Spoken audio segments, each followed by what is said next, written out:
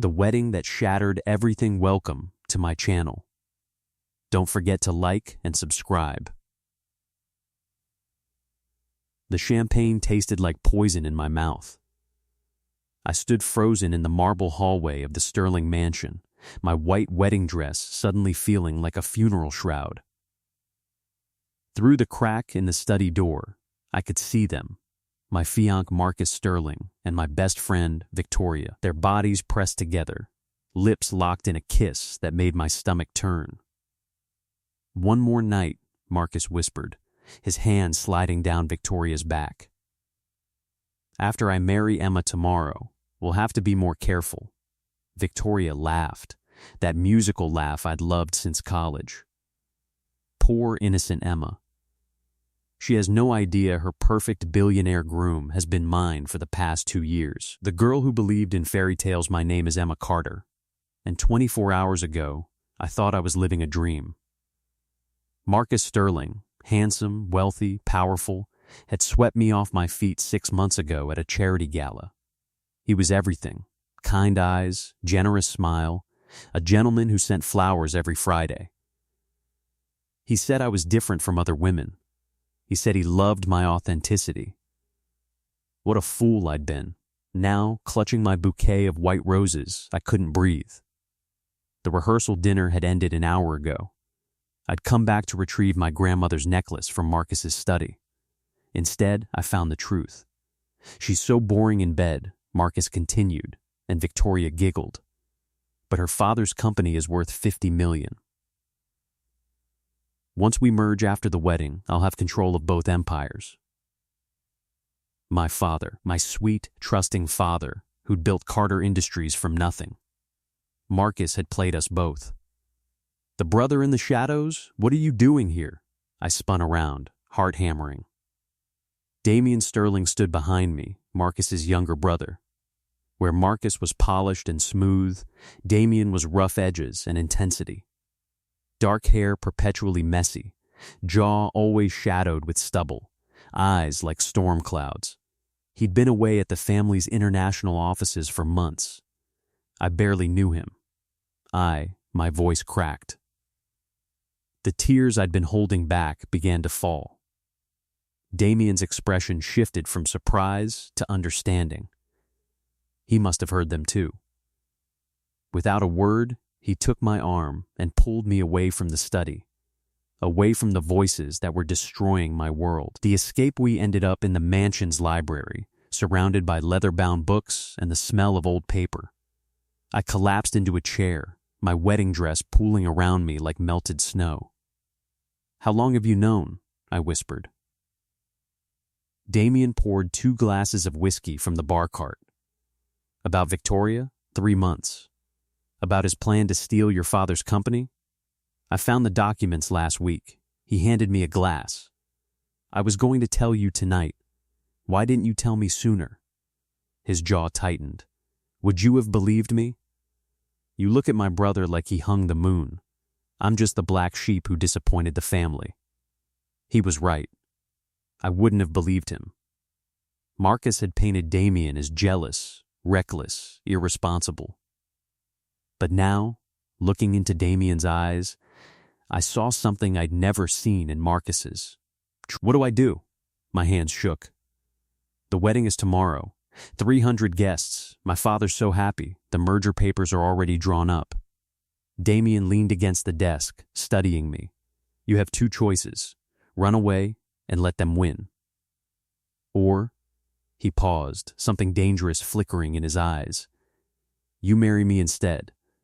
The impossible proposal. I almost dropped my glass. "What?" "Think about it, Emma. The merger is between the Sterling and Carter families, not specifically you and Marcus. If you marry me, your father's company stays protected. Marcus gets nothing. And Victoria," his smile was sharp, "Victoria loses the man she's been secretly sleeping with. That's insane. Is it?" Damien moved closer. Or is it the perfect revenge? My mind raced. Marry Damien? I barely knew him, but as I sat there in my wedding dress, betrayed and broken, something fierce awakened inside me.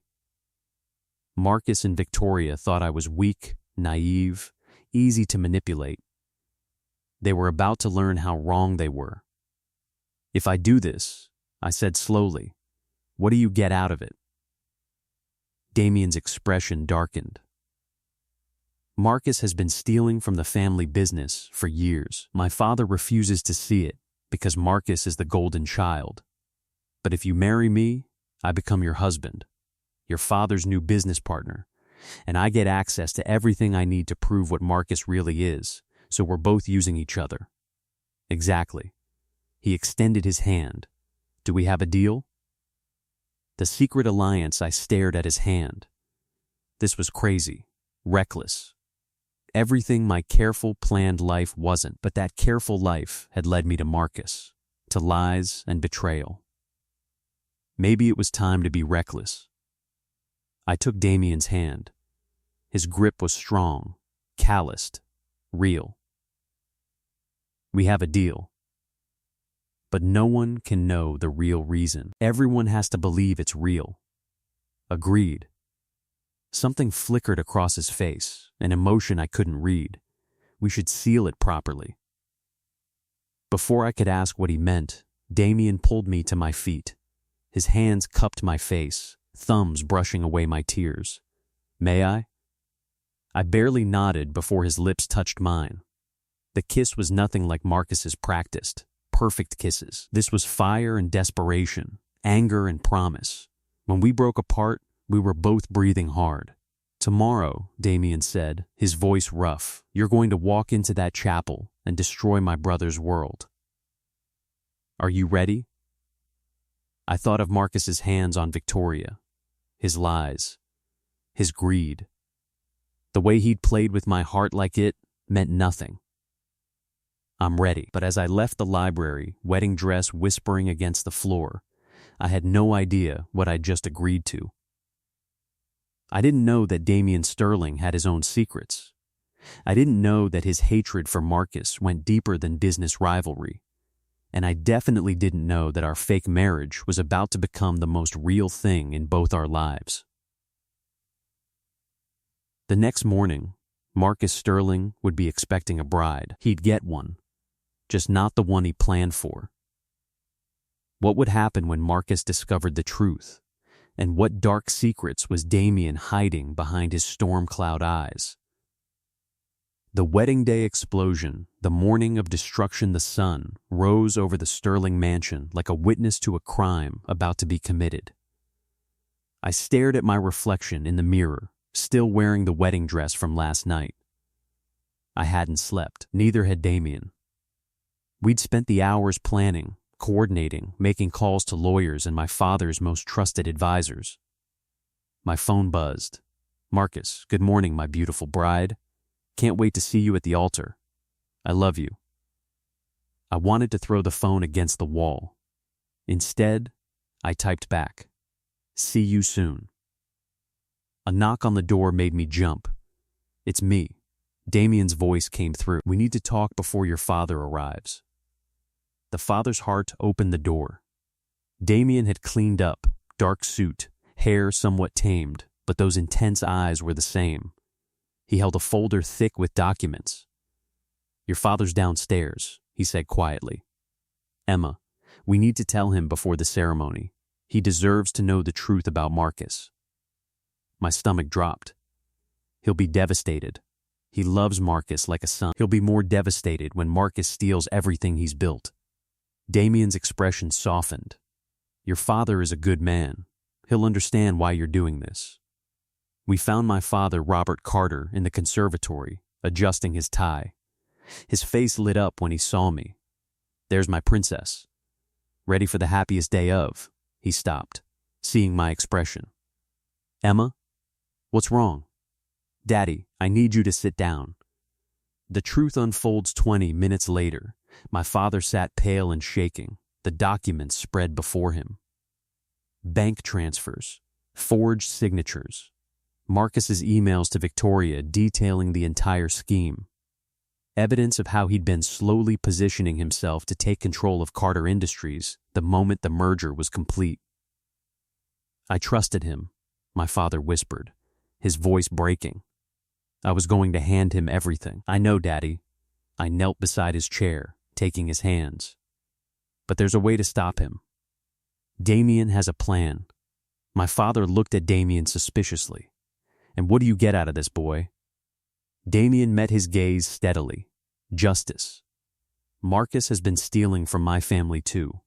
My father's too blind to see it, but I'm not. Emma and I can protect both our families, if you trust us. Trust you? I don't even know you. Then know this, Damien said, his voice intense. I will protect your daughter and your legacy with my life. That's my promise to you, sir. The switch my father looked between us for a long moment. Finally, he stood. Tell me the plan. 30 minutes before the ceremony, chaos erupted in the Sterling mansion. The wedding coordinator was in tears. The judge is stuck in traffic. We'll have to delay. Marcus stormed through the hallway, phone pressed to his ear. I don't care what you have to do. Get another efficient here now. Victoria, dressed as my maid of honor, touched his arm. Baby, calm down. We'll figure it out. I watched from the shadows, my heart pounding. This was part of the plan. Damien had paid the judge to be late. We needed time. I found someone, Damien announced, walking into the chaos. Judge Morrison from the downtown courthouse. He's a family friend. He'll be here in 10 minutes. Marcus barely looked at his brother. Finally, something useful from you. Make sure he understands there can't be any mistakes. The merger documents need to be signed immediately after. Don't worry, brother, Damien said, his smile sharp. Everything will be exactly as it should be.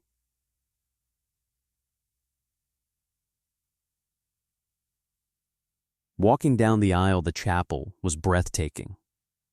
White flowers everywhere, candlelight dancing off, crystal chandeliers, 300 guests whispering and waiting. I stood at the back with my father, my arm linked through his. Are you absolutely sure about this? He whispered. I looked down the aisle. Marcus stood at the altar in his perfect tuxedo, his perfect hair, his perfect smile. He looked like every girl's dream. But I knew the nightmare underneath. Beside him stood Damien as his best man, dark and intense, watching me with those storm cloud eyes. I'm sure, Daddy. The music began. I took the first step. The ceremony of lies. Marcus's eyes lit up as I walked toward him.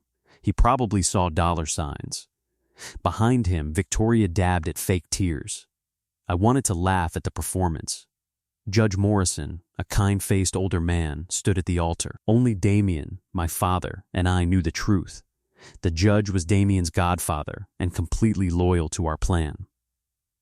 Dearly beloved, the judge began, we are gathered here today to join Marcus Sterling and Emma Carter in holy matrimony. But I barely heard the words. I was watching Victoria's face, memorizing her fake sympathy, watching Marcus's greedy anticipation, storing it all up for what was about to come. If anyone has any reason why this couple should not be married, Judge Morrison said solemnly, speak now or forever hold your peace. This was it. The moment everything changed. I do, a voice rang out. Everyone gasped and turned. But it wasn't some dramatic interruption from the audience. It was me. The revelation Emma? Marcus looked confused, then annoyed. Sweetheart, that's not how this works. I have a reason, I said loudly, my voice carrying through the chapel. I can't marry you, Marcus, because you're a lying, cheating, manipulative fraud. The chapel erupted in shocked whispers. Marcus's face went white, then red. What are you talking about? Have you lost your mind? Show them, I said to Damien. Damien pulled out a remote. Suddenly, the decorative screens around the chapel lit up. Video footage began to play. Marcus and Victoria in his study last night. Their conversation crystal clear. Poor innocent Emma. She has no idea her perfect billionaire groom has been mine for the past 2 years. She's so boring in bed, but her father's company is worth 50 million. Victoria screamed. Marcus lunged for the screens, but security guards, Damien's men, blocked his path. The video continued, showing bank records, forged documents, everything. "You bastard." My father roared, charging toward Marcus. "You were going to steal everything." The perfect revenge, the chapel, was in complete chaos. Guests were shouting, some filming on their phones. Marcus's parents looked horrified. Victoria tried to run, but found the doors blocked. "How?" Marcus snarled at me, his perfect mask finally cracking. "How did you?" His eyes snapped to Damien. You did this." "Actually," I said, stepping forward, "we did this together. And there's one more surprise, Marcus." I turned to Judge Morrison. "Judge, I'm ready for my wedding now, just not to him." I walked past Marcus's shocked face and stopped in front of Damien. His eyes widened slightly. This part wasn't in the plan. We'd agreed to just expose Marcus, not actually go through with our fake marriage. But standing there, seeing Marcus's world crumble, I realized I wanted this. Not as revenge, not as protection, but because somewhere between last night and this moment, Damien Sterling had become more real to me than Marcus ever was. "Damien Sterling," I said clearly, "will you marry me?" The brother's choice for a moment, Damien just stared at me. The chapel had gone silent, everyone holding their breath. I saw 1,000 emotions cross his face: surprise, confusion, something that looked like hope, and something darker I couldn't name. "Emma," he said softly, "you don't have to do this. Marcus is already destroyed. Your father's company is protected. The evidence is public. You're free." "I know," I said. "But I'm not asking out of revenge or necessity anymore. I'm asking because last night, you were the only honest person in this entire mansion. Because you promised to protect me, and you've kept that promise. Because you're falling for me?" His voice was barely a whisper, but I heard the vulnerability in it. "Maybe I am," I admitted. "Is that so crazy?" Damien's laugh was shaky. "Emma Carter, I've been half in love with you since the moment my brother introduced us 6 months ago. That's why I left the country. I couldn't stand watching you marry him. The confession hung between us like a fragile thing. Then marry me for real," I said, "not as revenge, not as a business deal, as a chance." The real vows. Damien looked at Judge Morrison. "Will you do it?" The judge smiled. "I'd be honored." Marcus tried one last time to stop it. "This is insane. Father, do something." But Richard Sterling, Marcus's father, stood up slowly. "Damien," he said, his voice heavy, "I owe you an apology. I should have listened when you tried to tell me about Marcus. I should have trusted you." He turned to his older son with disgust. "Security, escort Marcus and Miss Victoria out. We'll deal with the legal matters tomorrow." As Marcus and Victoria were dragged out, both screaming threats and curses, I stood facing Damien at the altar. "Do you, Damien Sterling, take Emma Carter to be your lawfully wedded wife?" "I do," Damien said, his eyes never leaving mine. "And do you, Emma Carter, take Damien Sterling to be your lawfully wedded husband?" I thought about the girl I'd been yesterday. Naive, trusting, believing in fairy tales. She was gone. In her place stood someone stronger, someone who'd learned that real love wasn't perfect flowers and practiced smiles. It was honest eyes and genuine promises. "I do. Then by the power vested in me, I now pronounce you husband and wife. You may kiss your bride." Damien's hands were gentle as he pulled me close. "Are you sure about this, Emma? Really sure? Kiss me and find out." This kiss was different from last night. Less desperate, more promising. When we broke apart, the chapel exploded in applause. My father was crying, laughing, hugging Richard Sterling. The guests who remained, the good ones, were cheering. The bitter end, but as Damien and I walked back down the aisle as husband and wife, I caught a glimpse through the window. Marcus stood outside, his face twisted with pure hatred. Beside him, Victoria was already on her phone, probably calling lawyers, and something in Marcus's eyes sent a chill down my spine. This wasn't over. We'd won the battle, but Marcus Sterling didn't look defeated. He looked like a man planning war. Damien must have seen it too, because his hand tightened on mine. "Emma," he whispered, "there's something I need to tell you. About why Marcus really hates me, about what happened between us years ago." "What is it?" But before he could answer, a scream came from outside. Then gunshots. What had Marcus done, and what dark secret from the Sterling brothers' past was about to surface? The ultimate payback, the gunshots that changed everything, chaos erupted in the chapel. Guests screamed and dove under pews. Damien threw his body over mine, pushing me to the floor as more shots rang out. Glass from the stained glass windows shattered, raining down in colored fragments. "Stay down." Damien shouted, but I could already hear sirens approaching. The shots stopped as suddenly as they'd started. When we finally stood up, my father rushed over, his face pale. "Emma, are you hurt?" "I'm fine, Daddy." But my hands were shaking. What happened? Who was shooting? Security guards burst through the doors. "Mr. Sterling, we have a situation. Marcus and Victoria, they're gone. Stolen a car from the valet." The shots were a distraction. Damien's jaw clenched. "They're running. Call the police. I want every road blocked." But Richard Sterling stepped forward, his face ashen.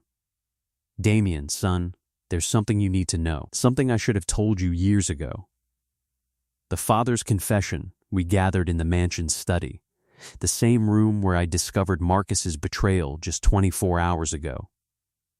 Richard Sterling poured himself a large whiskey with trembling hands. 15 years ago, he began. Marcus was in a car accident. He was drunk, driving recklessly. He hit another car. Richard's voice cracked. A woman and her teenage daughter died. My blood ran cold. Damien had gone completely still beside me. Marcus was 17. Richard continued.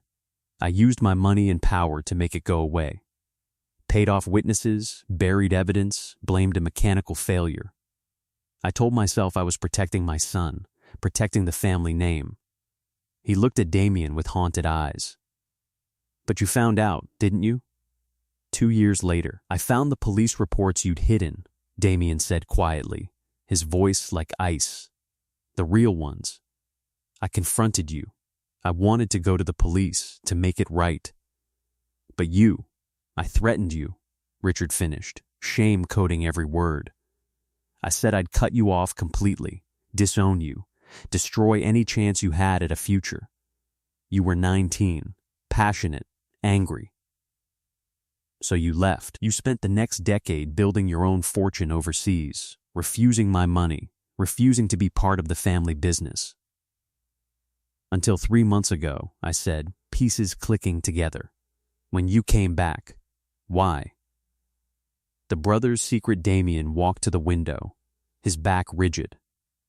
"Because I found out who Marcus killed that night. The woman's name was Sarah Blackwood. Her daughter was Melissa. Melissa would have been 32 now." He turned, his eyes meeting mine. "She would have been getting married next month. Instead, she's buried next to her mother in Riverside Cemetery." "Oh my God," I whispered. "I came back to finally get justice for them," Damien continued. I've been working with federal investigators for months, building a case against Marcus, not just for the murders he got away with, but for his financial crimes, his fraud, everything. The evidence Emma and I exposed today was only the beginning.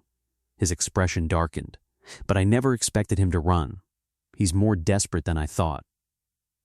Richard Sterling sank into a chair, looking decades older. What have I done? I created a monster to protect my pride. My father, who'd been silent until now, spoke up. Where would Marcus go? Does he have money hidden somewhere? He has offshore accounts, Damien said, but I've already had them frozen. I have contacts at every airport and border crossing. He can't get far. A phone rang. Richard answered, his face going white. That was the police. They found the stolen car abandoned near the docks. Marcus and Victoria are gone. The hunt begins the docks, I said suddenly. Damien, doesn't your family own a yacht moored there, the Azure Dream? Damien's eyes widened. He wouldn't dare. That yacht has GPS tracking. He knows we could find him. Unless that's what he wants, my father said grimly. Marcus is cornered and dangerous. He might be planning something. Damien was already moving, pulling out his phone. I'm tracking the yacht now. His face went pale. It's moving. He's taken it out to sea. Then we go after him, I said firmly. Emma, no. He tried to destroy my father and me.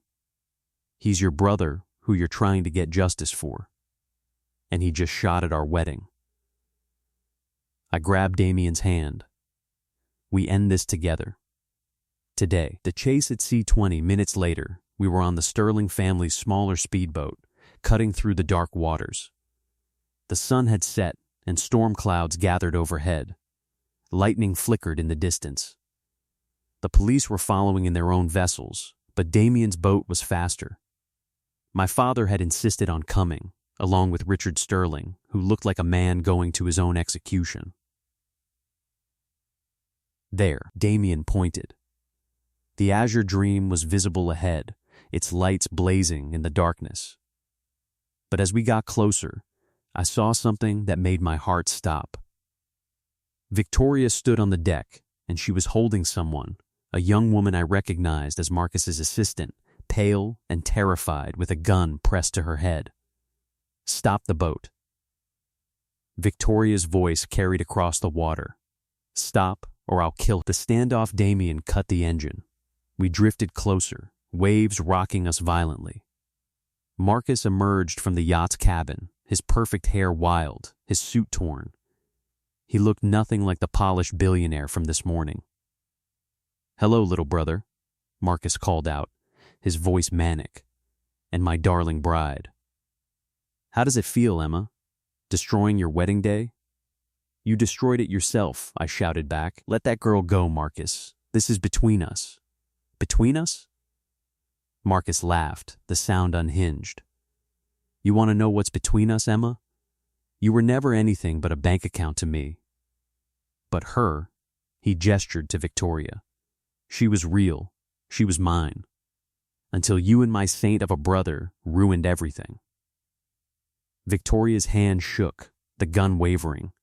I could see tears streaming down her face. Marcus, please, we can still get away. Just let her go like they said. Shut up.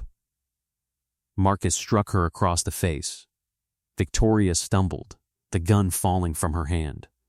The assistant broke free and dove over the side of the yacht, swimming desperately toward our boat. My father pulled the girl from the water while police boats closed in from all sides. It's over, Marcus. Damien shouted. You're surrounded. Give yourself up. The truth comes out over? Marcus climbed onto the yacht's railing, swaying dangerously. It's never over, Damien. Do you want to know the real truth? The truth Father never told you? Richard Sterling gasped. Marcus, don't. That accident wasn't an accident. Marcus screamed into the wind. Sarah Blackwood was Father's mistress. She was threatening to go public about their affair, to destroy our family. I was protecting us. I did what had to be done. The confession hung in the air like poison. Richard Sterling collapsed, sobbing. No, that's not. I never asked you to. You didn't have to ask, Marcus said, his voice suddenly calm, eerily calm. I heard you on the phone with her. I heard her threats. So I followed her. I ran her off the road. And her daughter was just collateral damage. I felt sick. This wasn't just manslaughter or a covered-up accident. This was premeditated murder. And you know the best part? Marcus continued, his eyes fixed on Damien. Father knew. He suspected. But he covered it up anyway because he couldn't face what I'd done to protect his precious reputation. The storm breaks lightning cracked across the sky, and rain began to pour. The sea churned violently, waves growing taller. Marcus, come down from there. Richard begged. Please, son. Let me help you. Help me? Marcus laughed again. You helped me right into becoming a monster. And now you want to play the hero? He looked at Victoria, who was huddled on the deck, sobbing. Even she doesn't love me. She just loved the money. Just like Emma. That's not true, I said, and I meant it. I did love you, Marcus. The person I thought you were. But that person never existed. Something flickered across Marcus's face. Pain, regret, rage, all mixed together. Then I guess we're both disappointed. He stepped backward off the railing. The rescue no.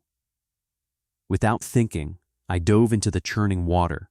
I heard Damien scream my name, heard splashing as he came after me. The water was freezing, the waves pulling me under. I couldn't see Marcus, couldn't see anything but black water and lightning-illuminated foam. Then strong arms grabbed me. Damien. He pulled me to the surface, his face terrified. Emma, what were you thinking? There. I pointed. Marcus was struggling 20 feet away, the current dragging him toward the rocks. Damien didn't hesitate. He swam toward his brother, fighting the waves. I followed, my wedding dress weighing me down like an anchor. When we reached Marcus, he was barely conscious, blood streaming from a gash on his head where he'd hit something. Damien grabbed him, and together we fought our way back to the speedboat, where my father and police pulled us from the water. The price of justice, Marcus was arrested immediately, handcuffed while paramedics worked on him. Victoria was taken into custody, sobbing hysterically. The police had recorded everything, his confession, the attempted escape, all of it. As the boats headed back to shore, I sat wrapped in blankets, Damien's arms around me. Richard Sterling sat alone, his face buried in his hands, broken by the truth. Why did you save him? Damien asked quietly.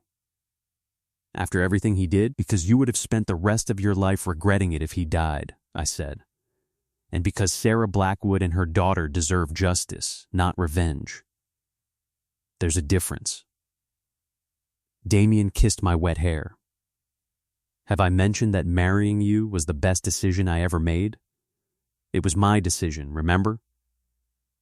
I smiled weakly. You just said yes. I'd say yes 1,000 times, he whispered. 3 months later, the courthouse was quiet compared to our chaotic wedding day. Marcus had pleaded guilty to murder, fraud, and a dozen other charges. He was sentenced to life in prison without parole. Victoria got 15 years for her role in the fraud scheme. Richard Sterling had stepped down as CEO of Sterling Industries, turning everything over to Damien. He spent his days doing charity work for victims of drunk driving, trying to atone. My father's company was thriving, now partnered with Damien's ethical leadership. The merger we'd saved had transformed both businesses into something better. And me? I stood in front of our new home, not the Sterling mansion, but a beautiful brownstone in the city that Damien and I had chosen together. Ready to start our real life? Damien asked, carrying me over the threshold. I thought we already started it, I said, when I asked you to marry me at the altar. That was the beginning, he said, setting me down gently. This is the forever part. I looked at the man I'd married to get revenge on his brother, the man who'd become my true partner, my protector, my love. Then let's make it a good one, I said, pulling him close. The final truth that night, as we lay in our new bed, Damien finally told me the whole story. How he'd loved me from the first moment we met. How he'd forced himself to leave the country because he couldn't stand to see me with Marcus. How when he'd heard we were getting engaged, he'd almost not come back. But I did come back, he said, tracing patterns on my skin. Because I couldn't let him have you. Even if you never loved me back, I had to try. And now? I asked. Now I have everything, he said. Justice for Sarah and Melissa. My family's company free from corruption. My father finally facing the truth. He looked into my eyes. And the woman I love in my arms. The woman who loves you back, I corrected. We'd both started this journey broken. Me by betrayal. Him by guilt and impossible love. But somehow, through revenge and truth and chaos, we'd found something real.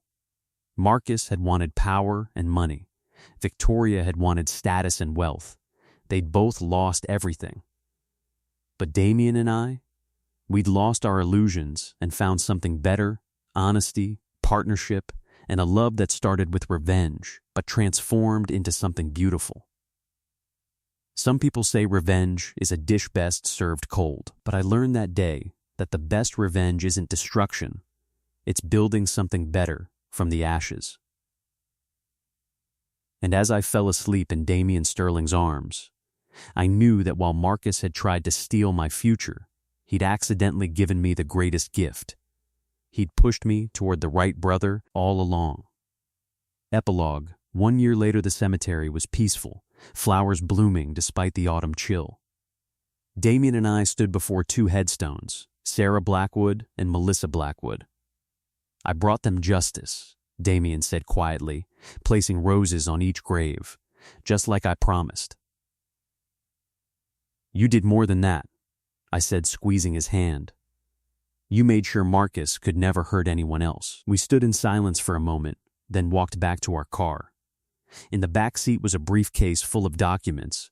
We'd established a foundation in Sarah and Melissa's names, helping victims of violent crime get justice. Ready to go home? I asked. Damien smiled. That real smile I'd grown to love. With you? Always. As we drove away, I looked back one last time at the graves. This had started with death and lies, with betrayal and revenge. But it had ended with justice and love, with truth and new beginnings. Sometimes the worst moments lead to the best outcomes. Sometimes the person who breaks your heart leads you to the one who'll protect it forever. And sometimes, just sometimes, revenge transforms into redemption.